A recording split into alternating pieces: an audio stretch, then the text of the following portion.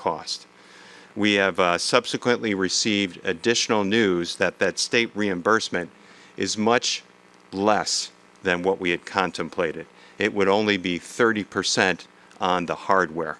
The bulk of this project relates to storage, not hardware, for the body cameras. So we are proposing instead that we revert back to the 3-year plan, that we would fund this project over a 3-year period. So what you are seeing here, instead of $1.2 million, would be $350,000, the first installment for this project.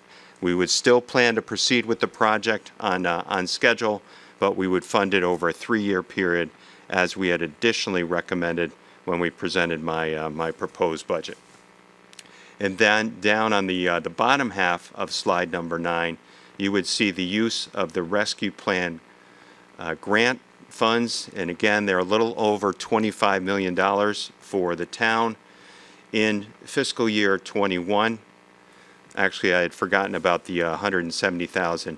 In fiscal year 21, we would be utilizing $1.5 million, and we are proposing in fiscal year 22 to use approximately $4.1 million. That would be a total of approximately $5.6, and we would have a remaining balance of approximately $19.3 million for the council to appropriate at a future point.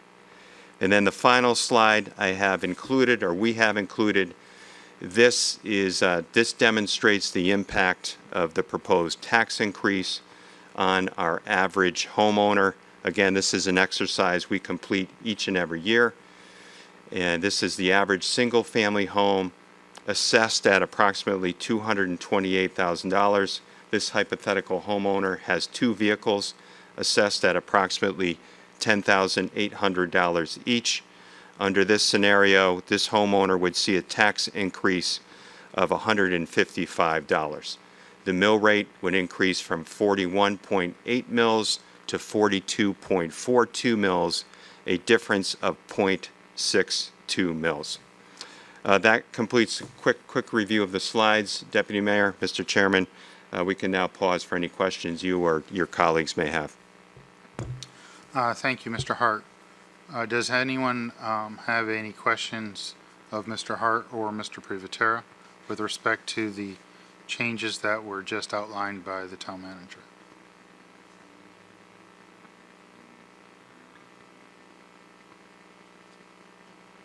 Mr. Williams.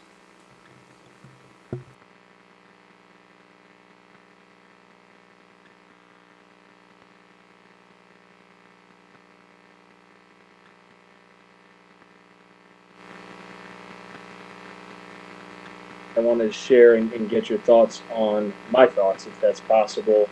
So, to me, over the last year, as we all know, many people were furloughed, laid off, took a pay cut because of the pandemic.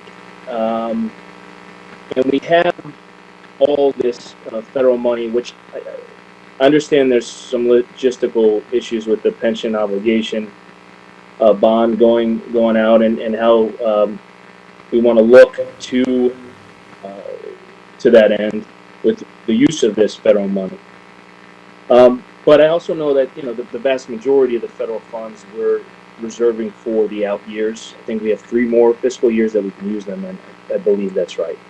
So we're using approximately 5, a little bit more, leaving approximately 20 for those 3 years, as I understand it. And in the meantime, we're also adding positions through this budget, both, I believe, on the Board of Ed side and then on our side as well.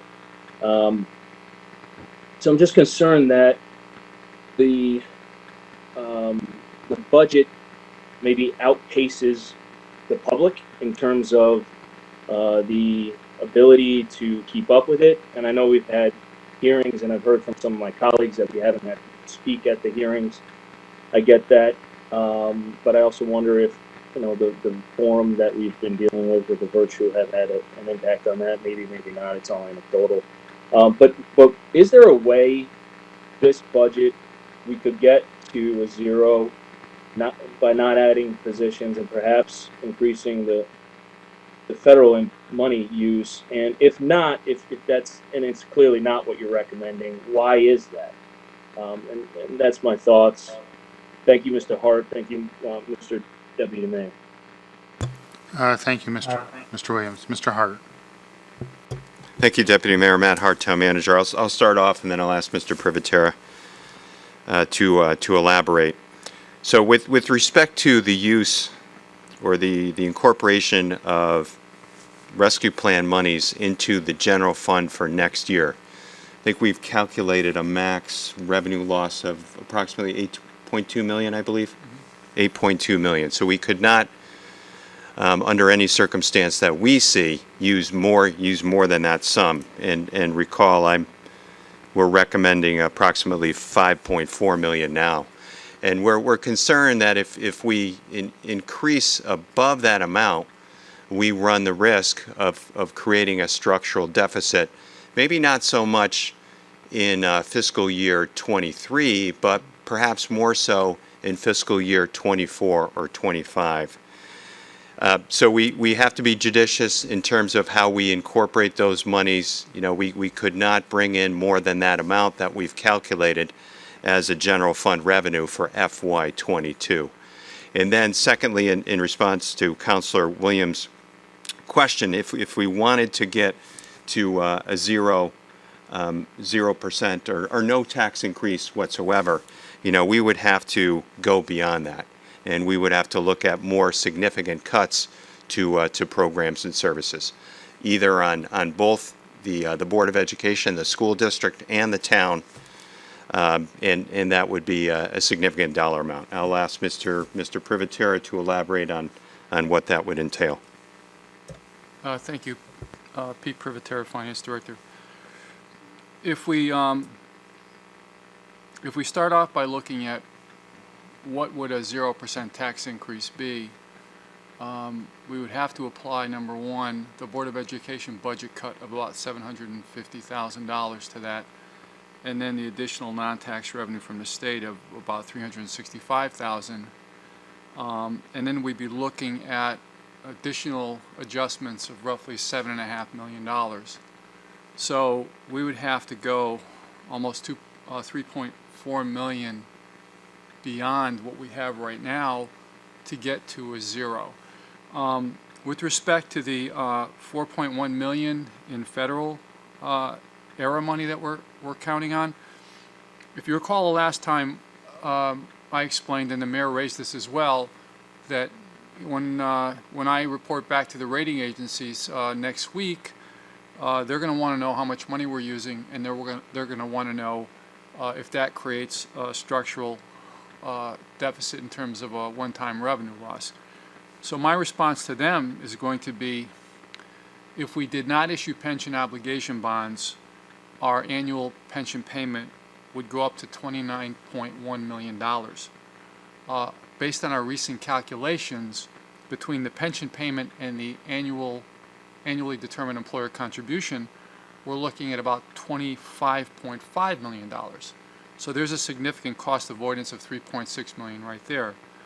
Not to mention, our expectation is that we're going to have some significant savings by moving all of the non-public safety employees over to the state partnership plan starting July 1st.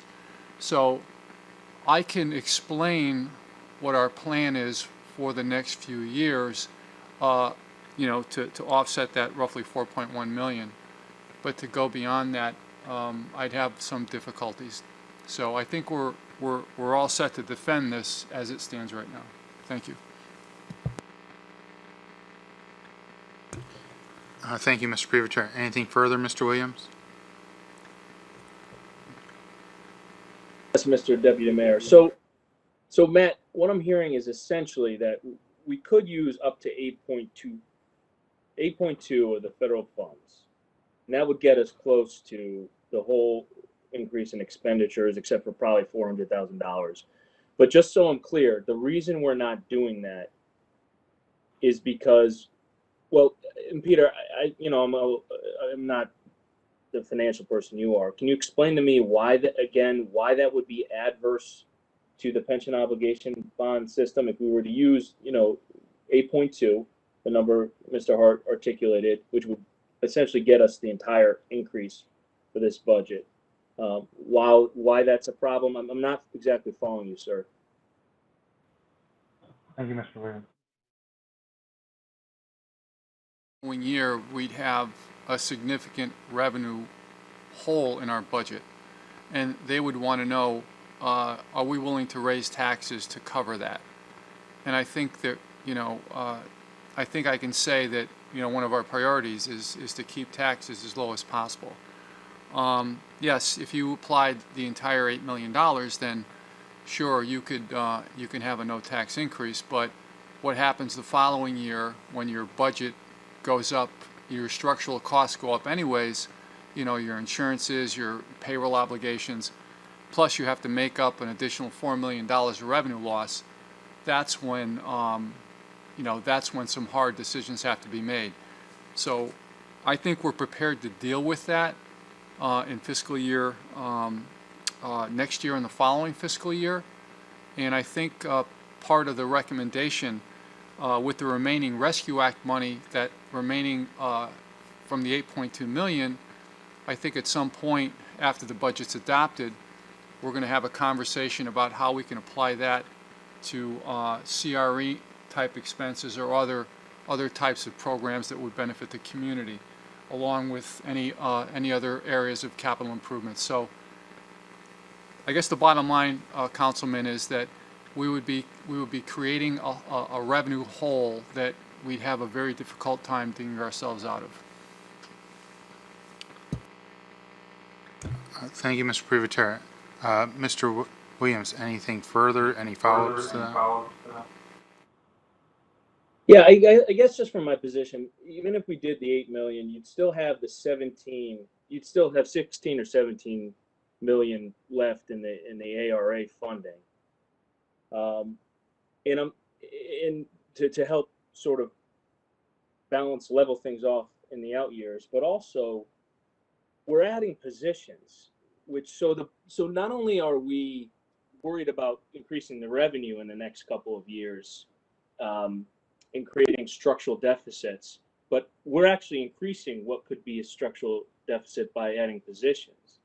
And then we have kind of baked into the cake some of the issues that we're trying to deal with, like the fire department. And everyone knows some of the issues that I'm concerned about with the fire department, and they've done a great job the last year. I'm not contesting that, but we all know that the way it's currently set up, and Chief Brees does a great job, but the overtime is out of control. There's something wrong with the way it's structured, which is why we're going to address Fitch. And I wonder if maybe approach to think about is, we get to a zero, and then we don't exacerbate the structural deficits by adding new positions, both on the board and the town side. And then we deal at the same time in the next few years with some of the structural issues that we see, which would be things like the fire department, or even on the education side where we have the declining enrollment, but the exponential budget side. It's just the thought I'm working with here, and I want to express that to you tonight because it's something I've been thinking about. So thank you to the administration and to you, Mr. Deputy Mayor.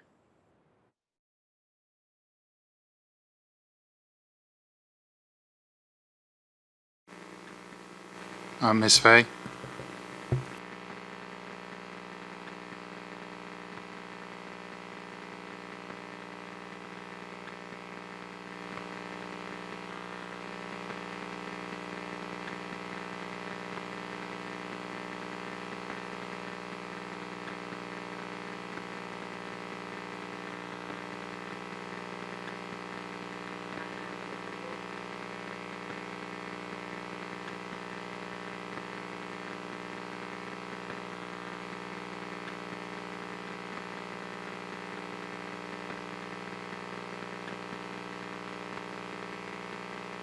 To choose to take off your mask, but things are starting to open up, but a lot of people are really, really hurting. The food lines were long at the pantries, etc. So as much as we can go back and do our best to sharpen our pencils, I think that's the right thing to do, considering the time that we are in. So my question, I was looking at the fringe and the insurance line, which is a big line, and it went up 2.5 million or 6%. But then Matt, you took another swing and brought it down a little bit. So I was just wondering, are we reflecting the benefits from going to the partners plan, the state partners plan, which was supposed to save us a lot of money on the health insurance side and be self-insured, stop loss? So I was wondering if that was in there. And then my second question, or it's probably more of a comment, is that with the decreasing interest rates and the interest rate environment that we've been in for a long time, and inflation and things like that, we're going to be in a low rate environment probably for quite some time. What kind of impact, Peter, do you foresee on the discount rate for the pension fund? And how much do you think, in addition to the bonds of $300+ million, how much do you think we can see of having to put in to keep the plan funded? Do you have a ballpark estimate for that? Thank you, Ms. Fay. Mr. Hart, or Mr. Privatera? Thank you. The interest rate environment actually has ticked up slightly since, since a couple of months ago, but we're still looking at a true interest cost of about 2.65% on the bonds, and those are taxable bonds. Based on that, I still think that between our debt service and our annual ARC payment or ADEC payment, we're still going to be looking at, roughly $25.5 million. So that's part of the savings that I'm expecting when we compare against what we would have to budget if we did not issue the pension obligation bonds. So I think we're still in a favorable interest rate market environment. We're getting ready to sell the bonds. We just we put an RFP out for underwriters, and we interviewed underwriting firms, and we're ready to go. I think we're trying to set up a meeting with the with the rating agencies next week, just as a cursory overview of any changes, and then we're going to sell the bonds probably by the second week of June and close the first week of July. So, next year, the money that we had budgeted, if you recall, the money we budgeted for our annual pension payment, the ADEC payment, once we sell the bonds, that's going to go into the reserve fund. And we were fortunate that we could reduce the par value of the bonds from $360 million to $324 million, and that was additional savings that we're generating. And all that money is going into the pension fund. So on July 1st, our pension fund will be 100% funded. So that's our hope, that's our plan, and pretty soon we'll be executing it. Could you comment on the partnership plan, too? What we budgeted? With respect to the partnership plan, the information and the budget data that we get comes from HR, from Director Rick Ledwith, and I believe he gave us our estimates based on the expectation that we would go over to the partnership plan. So any short-term savings that we would have counted on, I believe, are already baked into our existing numbers. And the increase was actually other insurances, right? Not Yes. The increase was we have, I think, 6 categories of insurance, besides health, and we had some significant increases in other areas. And we also had an increase in our pension contribution, which we budget in our non-departmental area as well. So that contributed to that increase as well. Thank you. Thank you, Mr. Privatera. Any follow-up questions, Ms. Fay? Thank you very much. Winograd.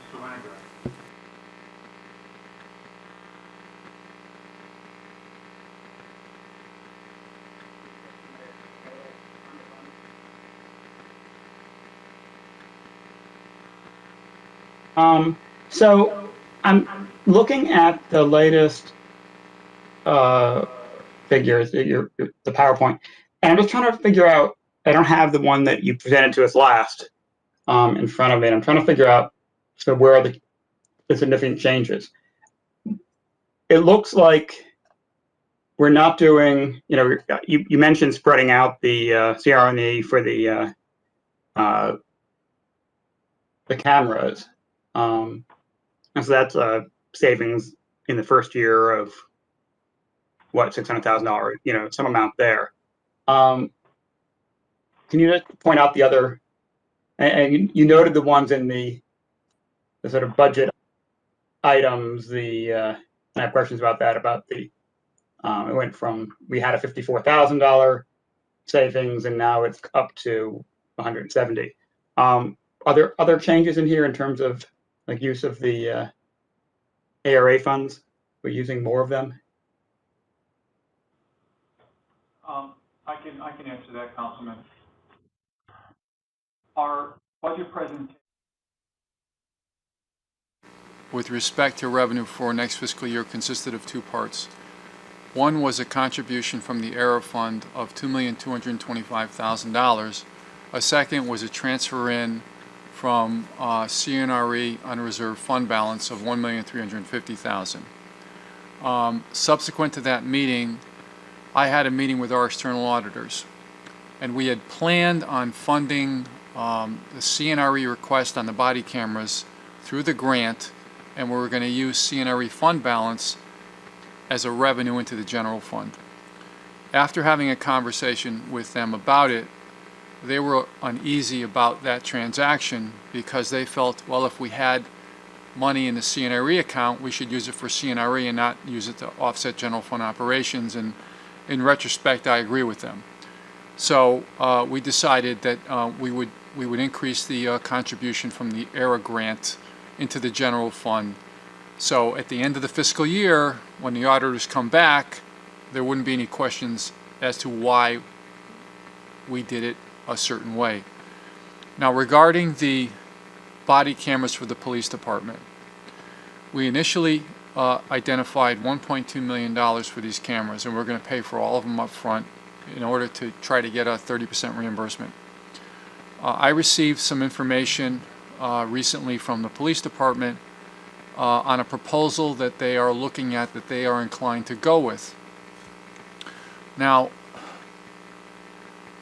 when you purchase body cameras, my understanding is there's two ways to do this. Number one, you buy all the hardware, the cameras, you buy all the hardware to host all the data in your shop, which is a significant capital expense, which would qualify as a CNRE expense, and then you're paying for the software to run the data storage system. Or you can buy the cameras and you can contract with a company to provide data services where they would house all of the data in the cloud, and they would provide you with software, and they would give you access to all the data. So when an officer comes in, any information that's on his camera would be downloaded into the cloud, and this company would manage it. I asked about the 30% reimbursement. Now, the 30% reimbursement turned out to be roughly $84,600, and there was no indication that even if we spent $12 million, it would still be $84,600. So I talked to the town manager. I said, I think the best course of action for us to take is, since we're still waiting for federal guidance on the use of ARA money on capital-related requests, why don't we identify the first-year funding as $350,000 funded through CNRE fund balance, where we can go ahead and purchase the equipment and get the process started, and that'll give us enough time to get more guidance from the feds as to how we can spend the ARA money for the following 2 years. It didn't make sense to budget it all up front because there was no benefit of a reimbursement, plus the fact that there may be a possibility then in year 2 and 3 and so on, there may be some desire out there to come up with additional money to distribute to communities who are purchasing these cameras. So I think it puts us in a better position, to capture any future state grants if they're out there, but it didn't make sense at that point to fund the whole 12 million because there's no benefit from it at this point. Mr. Hart. Thank you, Matt Hart, Town Manager. So Peter, just to add to your response, there are two areas where we made the most significant changes, correct? One, we increased the use of rescue plan money, and secondly, we adjusted the start date for the positions from July 1st to October 1st. And then you modified the CNRE, as you just discussed, but that really doesn't impact the general fund. That's correct. It doesn't impact the general fund. The only other adjustment that we made was we increased the use of ERA money to get the mill rate down to 1.48. So that includes, that was included as well. So we increased the ERA grant money. I adjusted all of the positions with a start date of October 1st, and we adjusted the CNRE. We're not going with the 1.2 million funded from the grant. We're going with 350,000 funded from CNRE fund balance until such time as we have a better understanding of what the grant will and will not pay for the rest of the police body cameras. Thank you. Thank you, Mr. Privatera. Anything further follow-up, Mr. Winograd? Yeah. So, and I guess I should have prefaced this with the concern. And then I'll address the same point you made before. I want to make sure we're not creating a structural hole. So, how much are we increasing the ARA? And again, I apologize for my frustration because I'm trying to pull up 3 different documents on my screen, and I can't juggle that much and look at all the various documents you've given us over the days. So I'm seeing this one for tonight, which shows the 1.5. That sounds like a familiar number for this year, and 4.1 million next year. So what were we shown last time? I just can't pull that up. What are we adding to the ARA usage for these 2 budget years? If you recall, we were going to use $2,225,000 as a general fund contribution and 1.2 million as a CNRE grant funded contributions to purchase all of the body cameras. That's what we originally proposed. Now what we're proposing is the same $2,225,000 that we originally proposed. Instead of funding with CNRA fund balance, we're proposing to use the grant. That's $1,350,000, and the only real change is the addition of $560,000 more of the ERA grant money to get the mill rate down to 1.48%. Yeah, roughly 560,000. So you're adding $555,000 in ARA money.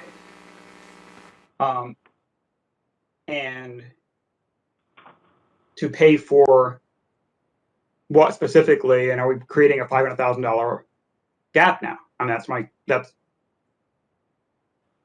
and I understand. And so that's my first question. Then I have a question about the delayed new positions. So $500,000 I understand the purpose, but why is that responsible? And yeah, adding $3 million or more to it, to Chris's point, to eliminate the tax, I think legitimately, concerned about, but can you explain why this particular amount isn't a problem for creating the structural deficit? I mean, as I explained, from my perspective, we're going to see some significant savings related to the debt service payments on the pension obligation bonds and the pension liability.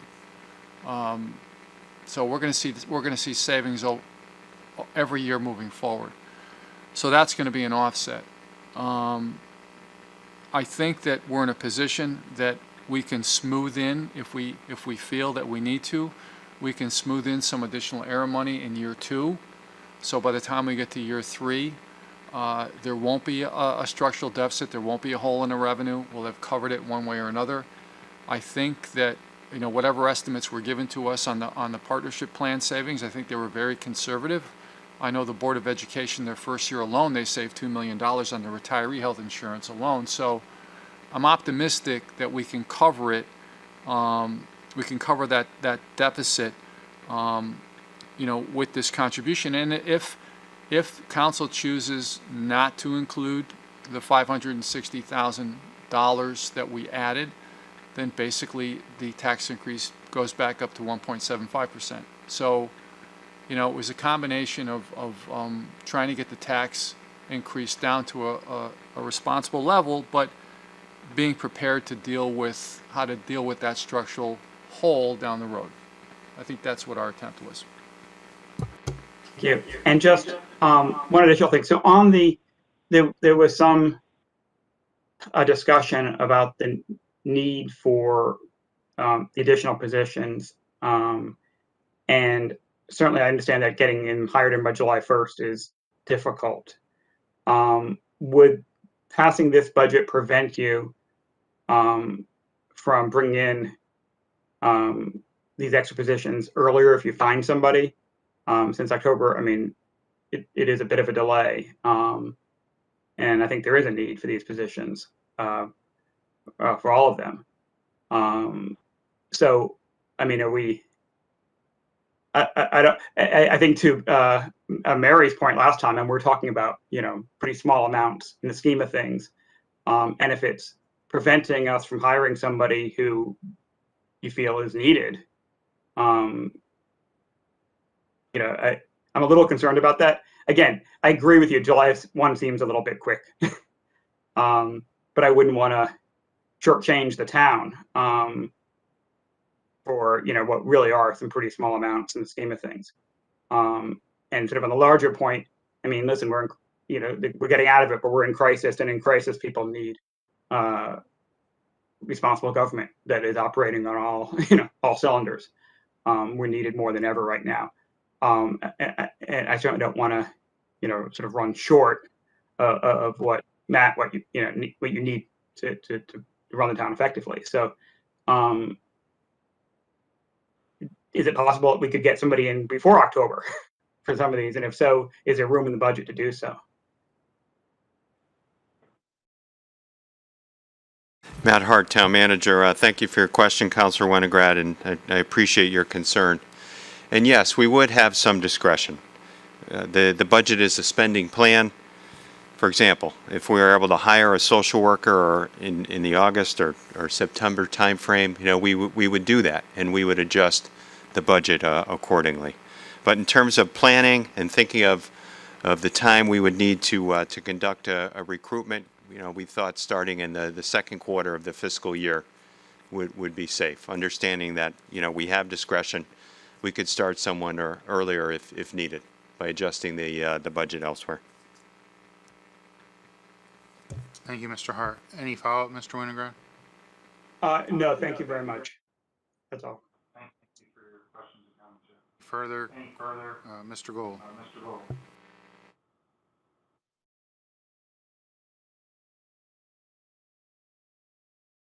Grad and Councilor Fay, when we're talking about, I guess, insignificant numbers, as you mentioned, I think we have to take a look at every dollar, make sure that every dollar is justified in the budget as we go forward. And when you're adding these positions, while we say it's insignificant numbers now, it's numbers that go on in perpetuity, and it's $250,000, $300,000 plus that adds up year after year.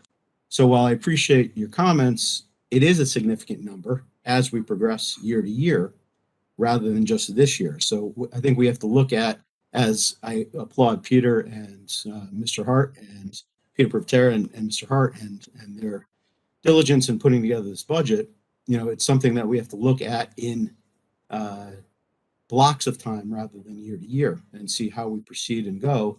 To Mr. Williams' point about using the ARA funds appropriately. So thank you.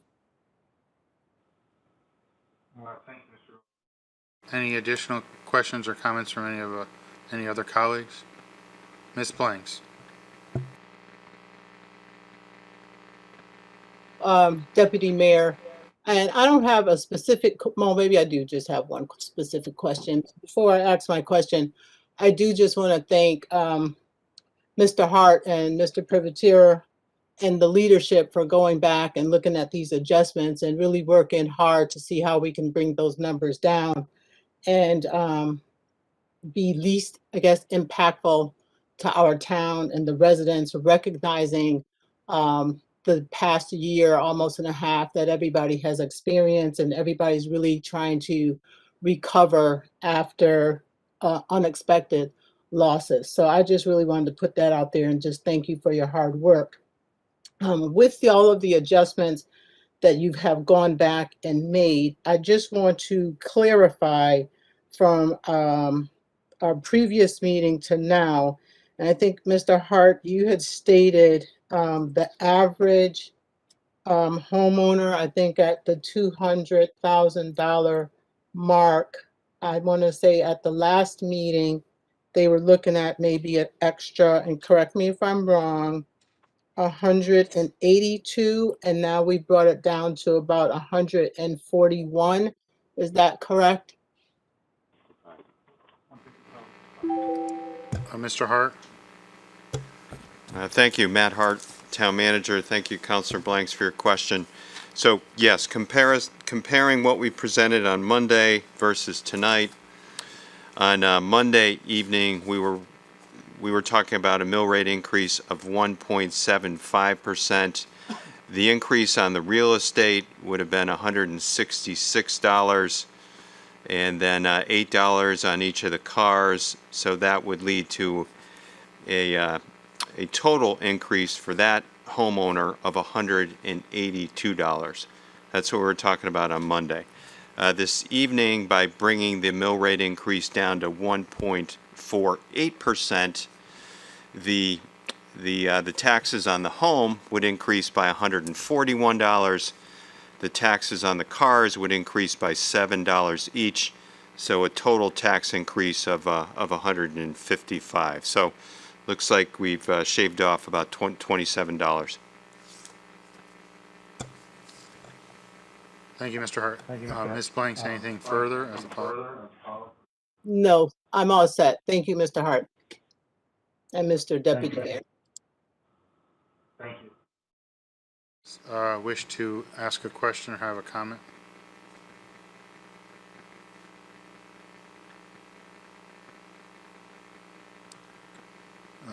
Hearing none, seeing none. Sorry. Madam Mayor. Just wanted to, for Mr. Hart, I think it's important for us to highlight for the public, if anyone wants to watch this, what positions you held open and what positions you did not fill, because even though you are filling some, there are others that you've held open, right? So if you could maybe explain that a little bit so people understand that's not just add. Thank you, Madam Mayor. Mr. Hart. Thank you, Matt Hart, Town Manager. Thank you for the question. Mayor. And I'll ask Ms. Newton if she has a list handy. But under my proposed budget, I had recommended that we leave 13 positions vacant. And if we were to either restore or add some as recommended tonight, I am counting 6. That would still leave a net of 7. Those positions were in public safety primarily, as well as in other departments across the organization. Either one of you have the list handy? Pete Privatera, I don't have the list in front of me, but I do know that we had 5 public safety positions that we're holding open. We had 3 police officers and 2 firefighter paramedics. We had a crew chief in public works that we did not fund, and there was a part-time plumber that we did not fund as well. You know, those represent the bulk of the positions that we chose not to fund. Thank you. Any follow-up, Madam Mayor? Thank you. Thank you, Madam Mayor. Anyone have any further questions or comments?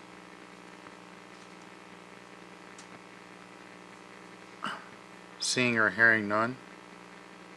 I'll just say that since Monday, Mayor Cantor and myself, along with the manager and the finance director, spent some time